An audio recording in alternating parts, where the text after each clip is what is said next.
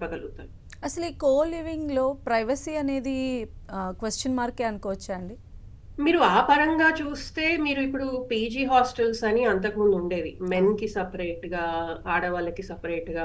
అవును. సో, దాంట్లో కూడా మీరు ఇండివిడ్యుయల్‌గా ఒక రూమ్ ఉండి, మీకు మాత్రమే ఒక రూమ్ ఉంటే ప్రైవసీ అనేది మీకు దొరుకుతుంది. కానీ మీరు షేరింగ్‌లో ఉన్నారు, ఒక అపార్ట్మెంట్ షేరింగ్‌లో ఉన్నారు, రూమ్ షేరింగ్‌లో ఉన్నారు. అది కో లివింగ్ గావచ్చు, లేకపోతే వర్కింగ్ విమెన్స్ హాస్టల్ కావచ్చు అన్నంత వరకు ప్రైవసీ అనే మాట కొంచెం తక్కువగానే ఉంటుందండి. సో, కో లివింగ్ స్పేస్ అంటే కో లివింగ్ స్పేస్‌లో ఉండేవాళ్ళు జనరల్‌గా ఎలాంటి ప్రాబ్లమ్స్ ఫేస్ చేసే అవకాశం ఉంటాయండి? యాహ్! సో, నేనన్నట్టుగా ఇందాక ఆ 20-30 ఇయర్స్‌లో ఉన్న వాళ్ళు ఏంటి అంటే, వాళ్ళకి డబ్బు చేతి నిండా ఉంటుంది. జాబ్‌లో జాయిన్ అవుతారు కాబట్టి. తర్వాత వాళ్ళకి రెస్పాన్సిబిలిటీస్ లేవు. అప్పుడప్పుడే జస్ట్ జాబ్ చేస్తున్నారు కాబట్టి పెద్దగా ఈఎంఐస్ అంటూ, లేకపోతే లోన్స్ అంటూ కట్టాలి అనేది ఏముండదు. అవును. తర్వాత వాళ్ళు పేరెంట్స్‌కి దూరంగా ఉంటారు కాబట్టి, ప్రతి నిమిషం ఎక్కడున్నాము, ఏంటి అన్న చెప్పాల్సిన ఆ జాగ్రత్తగా ఉండాలి అన్న ధ్యాస కూడా ఉండదు. సో, ఇక్కడ వాళ్ళకిప్పుడు ఫ్రీడమును, చాయిస్ ఉంటుంది. ఆ ఫ్రీడము, చాయిస్‌తోని వాళ్ళు ఏం చేస్తారు? ఇప్పుడు చాలా మందికి ఆ వయసులో ఉన్న వాళ్ళకి అప్పుడప్పుడే కొన్ని మిస్టేక్స్ చేస్తూ ఉంటారు. సో, అందరూ చెడ్డవాళ్ళని నేననను. చాలా వరకు మంచి వాళ్ళే. పాపం వాళ్ళేదో కొత్తగా ఒక మనము ఒక క్లబ్‌కెళ్దాము, కాస్త డాన్స్ చేద్దాం, ఎంజాయ్ చేద్దాము, కాస్త సోషల్‌గా డ్రింక్ చేద్దాము, ఒక పార్టీ మూడ్ సెట్ చేద్దాము, ఎంజాయ్ చేద్దాము. మళ్ళీ మనకి మ్యారేజ్ అయ్యేలోపు మనం ఇవన్నీ చేసుకోవచ్చు. మ్యారేజ్ అయితే మళ్ళీ రెస్పాన్సిబిలిటీస్ ఒస్తాయి. ఇవన్నీ చేయలేము అన్న ఒక ఊహలో ఉండి వాళ్ళు వెళ్ళే వాతావరణము నిజంగా ఎంతవరకు సేఫు అనేది తెలియకుండా పోవచ్చు. అండ్ ఇప్పుడు సరే కో లివింగ్‌లోనే సపోజ్ మనం ఇంట్లోనే ఇక్కడ రూమ్‌లోనే సెట్ చేద్దాం పార్టీ అని అనుకుంటే, వేరే అమ్మాయో, అబ్బాయో ఒకవేళ నిజంగా ఒక మనిషిని ట్రాప్ చేయాలి అనంటే, వాళ్ళు ఈవెన్ ఆల్కహాల్ తాగకపోయినా ఏదైనా కూల్ డ్రింక్ తాగుతున్నా కూడా వాళ్ళేదైనా కలపొచ్చు మందు. హ్మ్. సో, డ్రగ్గింగ్ అంటాం దాన్ని. డ్రగ్ చేసి స్పైక్ చేయడం అంటాము. ఆ డ్రింక్‌ని స్పైక్ చేయడం. సో, ఆ ఇన్‌ఫ్లూయెన్స్‌లో వాళ్ళకి అసలు కంప్లీట్‌గా వాళ్ళకి ఏది గుర్తుండదు. సో, వేరే వాళ్ళు నిజంగా ఏదైనా టార్గెట్ చేయాలి అని అనుకుంటే, వాళ్ళకి సేఫ్టీ సిస్టమ్స్ అక్కడ వార్డెను ఉండరు. మనకిప్పుడు హాస్టల్స్ లాగా వార్డెన్ ఒక కన్నేసి ఉంచుతున్నారన్నట్టు కూడా కాదు. తర్వాత పక్కన రూమ్‌మేట్ "నువ్వేం చేస్తున్నావు నీ రూమ్‌లో? నాకేంటి నేనేం చూడలేదు" అన్నట్టుగా ఉంటారు.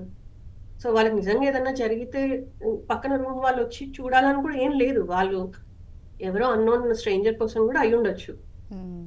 సో, అంటే ఇది ఏదైనా ఇప్పుడు జరిగితే ఒక ఎలాంటి నార్మలైజ్ స్టేజ్‌కి వెళ్ళిపోయిందని అనుకోవచ్చంటారా? ఒక మెన్, విమెన్ కలిసి ఉండటం కో లివింగ్‌లో అనే థింగ్. ఇంకా పూర్తిగా నార్మలైజ్ అయ్యింది అని నేనననండి. అది హ్మ్. నేను చెప్తున్నాను కదా! ఒక 20, 30 ఇయర్స్‌లో ఉన్నవాళ్ళు ఆర్ జస్ట్ అప్పుడే బయటికొచ్చిన వాళ్ళు పెళ్ళిళ్ళు అయ్యి సెటిల్ అవుతున్న వాళ్ళకి అది నార్మల్‌గా ఉండొచ్చు.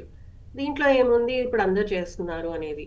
హ్మ్. బట్ ఐ థింక్ పెద్దవాళ్ళకి, వాళ్ళ పేరెంట్స్‌కి మాత్రం ఇంకా నార్మలైజ్ అది అవ్వలేదండి. ఇంకా ఆ యాక్సెప్టెన్స్‌కి రాలేదు. హ్మ్. అయితే ఇప్పుడు ఇక్కడి నుంచి వెళ్ళేటువంటి పిల్లలు ఎవరైతే అదర్ కంట్రీస్‌కి వెళ్లారనుకోండి. సో, అక్కడ ఇలాంటి కో లివింగ్‌లో ఉంటే పెద్దగా దాన్ని మనము భూతద్దంలో పెట్టి చూడం. బట్ ఇక్కడ ఇలాంటివి జరుగుతున్నాయి కాబట్టి దీన్ని మనం ఇంత స్పెసిఫిక్‌గా మాట్లాడుకోవాల్సిన పరిస్థితి ఉంది అనుకోవచ్చు. అంటే వేరే కంట్రీ ఇది యాక్చువల్‌గా దాదాపు ఒక 15, 20 ఇయర్స్ నుంచి జరుగుతున్న విషయమండి. మీరు చెప్పిన మాట ఫారిన్ కంట్రీస్‌కి వెళ్ళినప్పుడు ఏంటి సంగతి అంటే కంప్లీట్‌గా సేమ్ జెండర్‌లో ఉన్న వాళ్ళతోనే ఉండాల్సిన పని లేదు. ఎందుకంటే అసలక్కడ ఇల్లు దొరకడం అనేది, రూమ్ దొరకడం అనేది పెద్ద విషయం. హ్మ్. సో, అక్కడ ఎలా దొరికినా ముసలోళ్ళుండొచ్చు, లేకపోతే చిన్నోళ్ళుండొచ్చు, స్టూడెంట్స్ ఉండొచ్చు, లేకపోతే ఆ ఏజ్ వాళ్ళుండొచ్చు, అమ్మాయి, అబ్బాయి ఉండొచ్చు. సో, అలాంటిది దాదాపు 20 ఇయర్స్ నుంచి ఉంటున్నా కూడా, ఎవరు కూడా అది ఇండియాలో చెప్పుకునే వాళ్ళు కాదు. అది ఓకే. అక్కడి వరకే ఉండేదన్నమాట. ఆ కంట్రీలోనే ఉండేది. మాక్సిమం అంటే పేరెంట్స్‌కి తెలిసేది. ఇలా నా కొడుకు ఇలా వేరే అమ్మాయి వాళ్ళతోని గూడా ఉన్నాడు. లేకపోతే అమ్మాయి ఇంకో నలుగురు అబ్బాయితోనుంది. బట్ అక్కడేంటంటే అక్కడ మనకి చాయిస్ లేదు అనే పరంగా పేరెంట్స్ దాన్ని యాక్సెప్ట్ చేసేవాళ్ళు. అండ్ ఇంకొకటి ఇది నలుగురికి చెప్పాల్సిన విషయం కాదు. ఇప్పుడు ఇక్కడ కూడా అండి హైదరాబాద్‌లో సపోజ్ హైదరాబాద్‌లో కాదు పేరెంట్స్ వేరే దగ్గరున్నారు. వీళ్ళుండేది కో లివింగ్ హైదరాబాద్ అనుకుంటే చాలా మందికి మనకి కామన్ ఫ్రెండ్స్ హైదరాబాద్ ఉండేవాళ్ళు ఉంటారు. ఇప్పుడు అవును. వాళ్ళ పేరెంట్స్‌కి వచ్చే టెన్షన్ ఏంటి? మాకు తెలిసిన వాళ్ళు మిమ్మల్ని అలాగా చూస్తే ఎలా? అది బయటికి రానంత వరకు okay. Parents they are okay. సొసైటీలో నలుగురికి తెలియనంత వరకు సరే నీ నీ కష్టం ఏదో నువ్వు పడు అన్నట్టుగా వదిలేయొచ్చు. విచ్ ఈస్ వాట్ ఫారెన్ కంట్రీలో జరిగేది. అది ఎందుకంటే అక్కడి నుంచి ఇక్కడికి రావడం అనే న్యూస్ అంత ఈజీ కాదు. హ్మ్. కానీ హైదరాబాద్‌లో ఉంటూ మాత్రం హై ఛాన్స్ ఉంటుంది. మనకు తెలిసిన వాళ్ళు ఎవరో ఒకరు వింటారు, చూస్తారు అనేది. సో, హ్మ్. ఆ పరంగా వాళ్ళకి ఆ టెన్షన్ ఉంటుంది. సో కో లివింగ్‌లో ఒకవేళ ఉన్న ఇద్దరు పర్సన్స్‌కి గొడవలొస్తే ఏంటండి పరిస్థితి? సీ మనం కో లివింగ్ లేకపోతే వర్క్ ప్లేస్‌లో అయినా కూడా, ఆఫీస్‌లో అయినా కూడా ఇద్దరికి గొడవలొస్తే వాళ్ళిద్దరూ సరే మాట్లాడుకోకుండా ఉంటాము. మా పనేదో మేము జూసుకుంటాము అన్నంత వరకు ఓకే.